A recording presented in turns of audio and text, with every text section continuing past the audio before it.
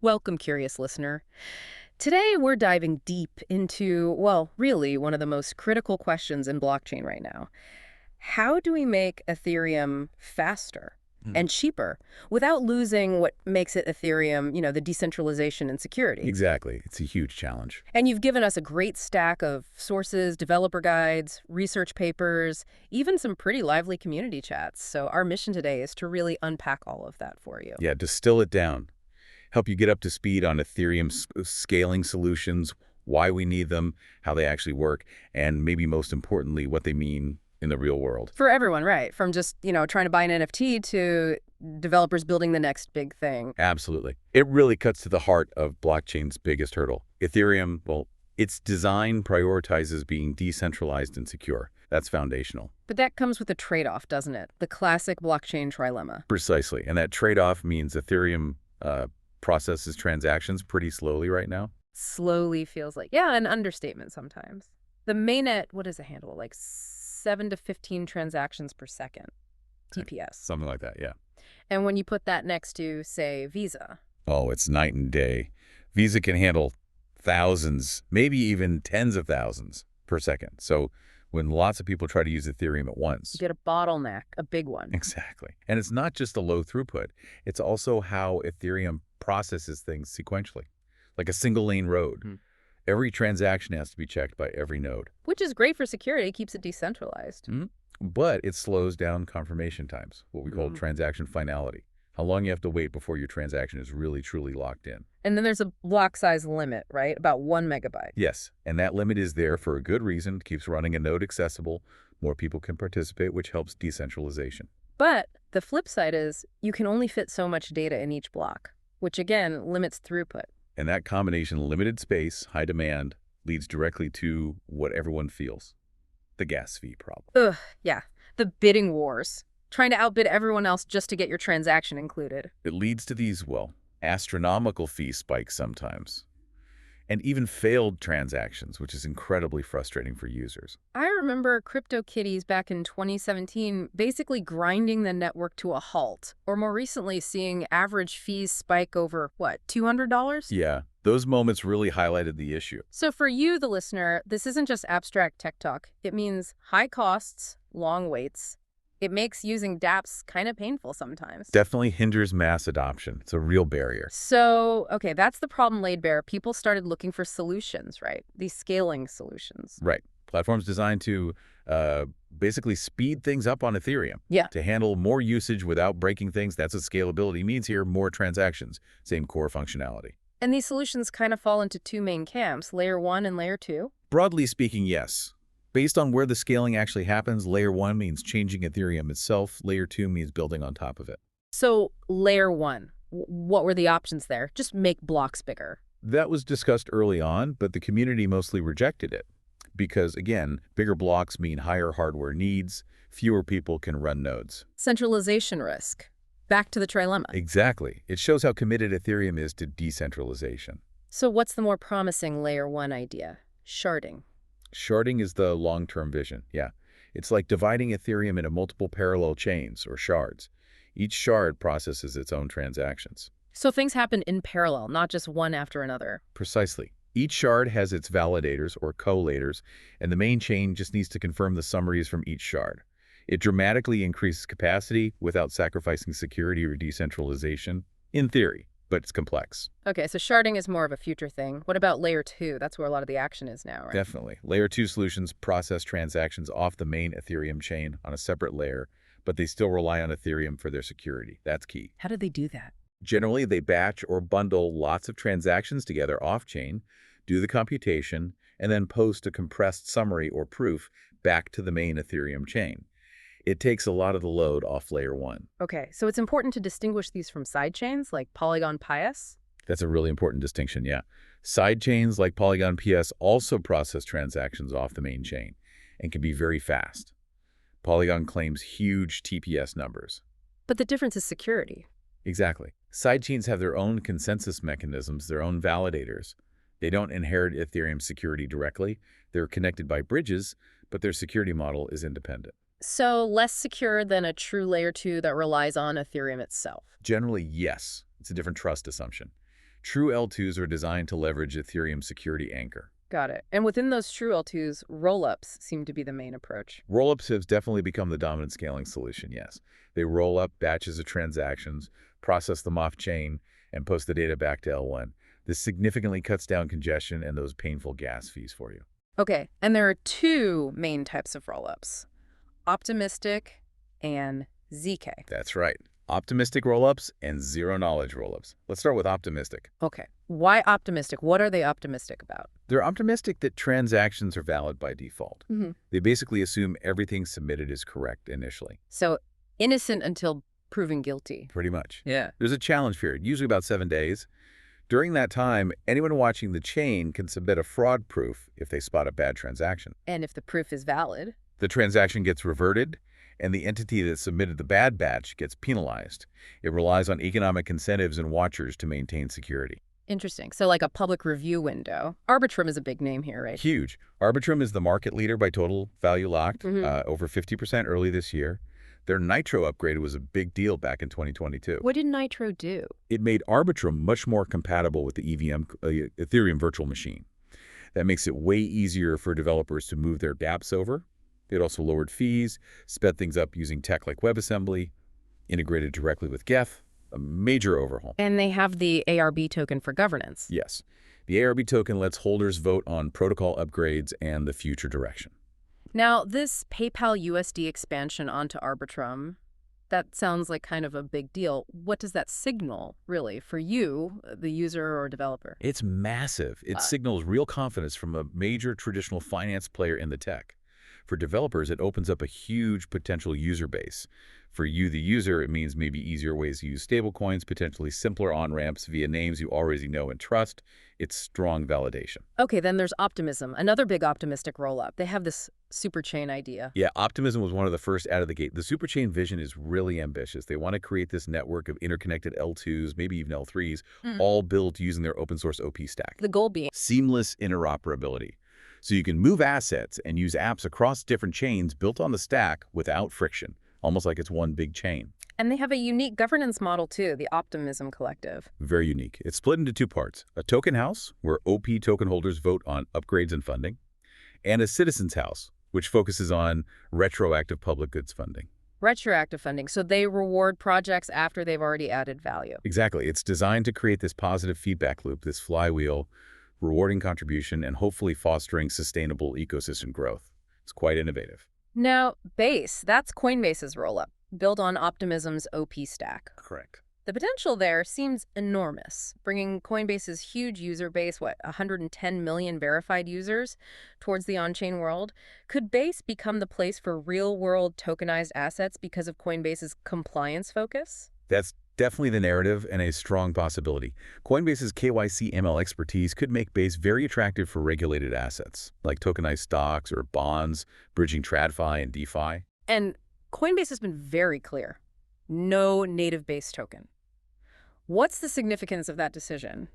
It's strategic. It avoids the regulatory scrutiny and speculation that often comes with new tokens. It keeps the focus on utility and aligns Base closely with Coinbase's existing business.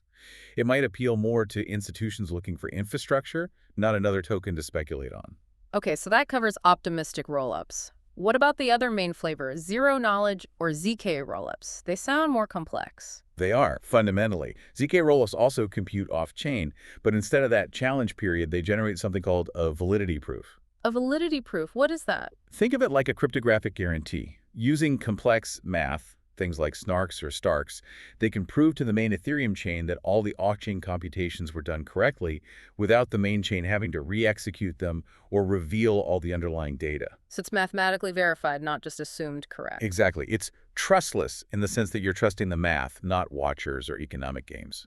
Which sounds more secure and maybe faster for finality. People call ZK the holy grail sometimes. They do.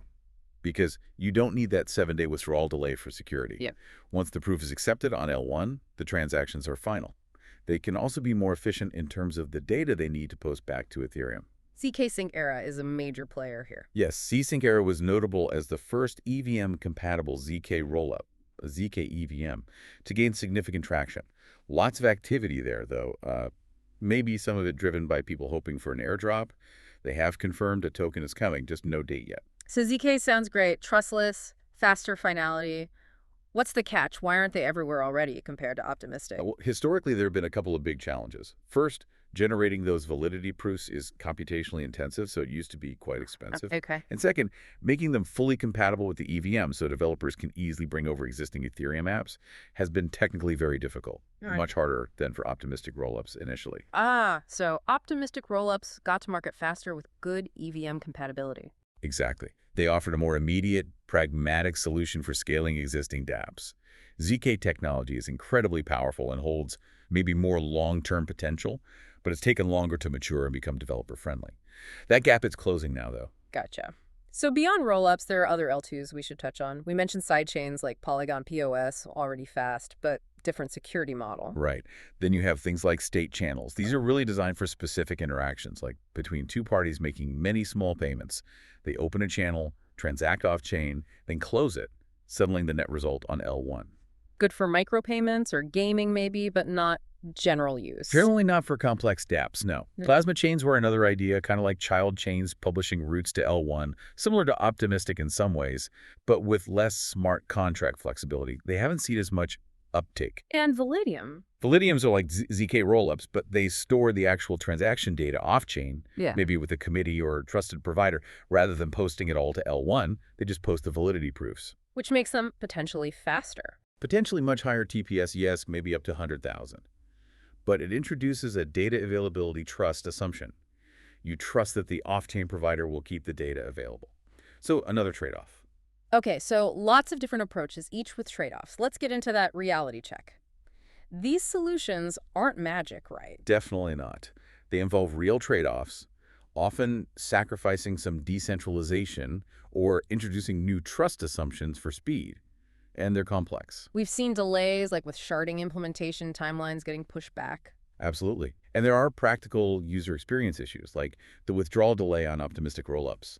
That 7-day wait to get funds back to L1 can be inconvenient. Though some projects are working on faster exits. Yes, solutions like Boba Network and others are trying to bridge that gap, but it's inherent in the basic optimistic design. And centralization is still a concern, even with L2s. It is, particularly in the short term. Many rollups currently rely on a single entity, called a sequencer, to order and batch transactions. That's a potential single point of failure or censorship. But the plan is to decentralize sequencers over time. Yes, that's a key goal for most major rollup projects. But it's an ongoing process. Now, there was some really interesting research, I think, from iAccess that highlighted a deeper issue, the main Ethereum chain itself remaining a bottleneck. Yes, that study was fascinating. It basically showed that even with L2s doing work off-chain, how often users deposit and withdraw funds back to Layer 1 heavily impacts overall performance. So constantly moving funds between L1 and L2 actually bogs things down. It imposes a significant load on the main chain, which acts as this synchronization point. The study argued that without better ways to move funds directly between different L2s efficiently and securely. Without going back down to L1 each time. Exactly. Without that, L2s might struggle to scale Ethereum to the levels needed to truly compete with traditional systems. For you, the user, it means the experience can still feel fragmented. Moving assets between, say, Arbitrum and ZKsync might require going through L1, which costs time and gas. And the study also pointed out that some of the systems showing better performance, like sidechains Polygon and Ronin, achieve that partly by having different, maybe less robust security models. Right. They might rely on smaller validator sets or more centralized components. And interestingly, their reduced load on L1 sometimes coincided with centralized exchanges, enabling direct deposits withdrawals. So users were bypassing L1 via centralized platforms, not necessarily through decentralized L2 bridges. That's a key nuance. So the rollups being more tightly coupled to L1 for security. They impose a higher maintenance overhead on L1, according to the research. Posting data, verifying proofs, it all consumes L1 resources. So the advertised theoretical max TPS of an L2 might not reflect the practical throughput when you factor in that L1 bottleneck. Okay, and what about current adoption? We see huge transaction numbers on L2s now, way more than L1. 5 times more, yeah. The activity is definitely shifting. But you still hear people talk about struggling adoption sometimes. Why is that? Is it the user experience? That's often part of it. Liquidity is spread across many different L2s, making it harder to trade large amounts sometimes. Bridging assets between them can be complex and daunting for new users. The UX can still be, well, clunky. Right, not seamless yet. But things are improving rapidly. And the Dencun upgrade on Ethereum was a game changer for L2 costs. Yeah, EIP 4844, Proto-Danksharding, that introduced blobs, right? What was the impact? Huge cost reduction for rollups posting data to L1. Right. We're talking 98% cheaper for users on many rollups almost overnight. Wow, so what does that unlock? Just cheaper swaps? It enables much more than that. Think about applications that need very frequent, tiny transactions, on-chain games, social media, IoT data. Things that were simply too expensive before might now be viable in L2s. It really lowers the barrier for innovation. Even though L1 gas fees have been kind of low recently, this makes L2s much more attractive long term. Absolutely. L1 demand will likely pick up again, and Dencun ensures L2s remain significantly cheaper, driving more activity there. So looking ahead, what's next on the scaling roadmap? Continued evolution for rollups. For sure. Optimistic rollups are working on faster withdrawals, decentralized sequencers. ZK rollups are getting more EVM compatible and efficient. And Proto-Danksharding, EIP 4844, was just the first step, right? Full Danksharding is still planned. Yes, EIP 4844 with its blobs is like the precursor. Full Danksharding aims to expand that data space even further, making L2s even cheaper down the line. But 4844 delivered a massive improvement already. And interoperability feels like a big theme, getting those L2s to talk to each other better. Crucial. Building secure, efficient bridges and communication protocols between L2s is vital for that seamless user experience we talked about.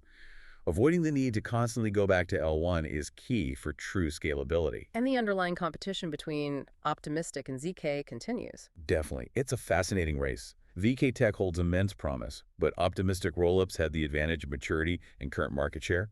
We'll see how it plays out as ZK Tech becomes easier to implement and potentially more performant. Okay, so wrapping this up, Ethereum's path to scaling is, well, it's complicated but incredibly active.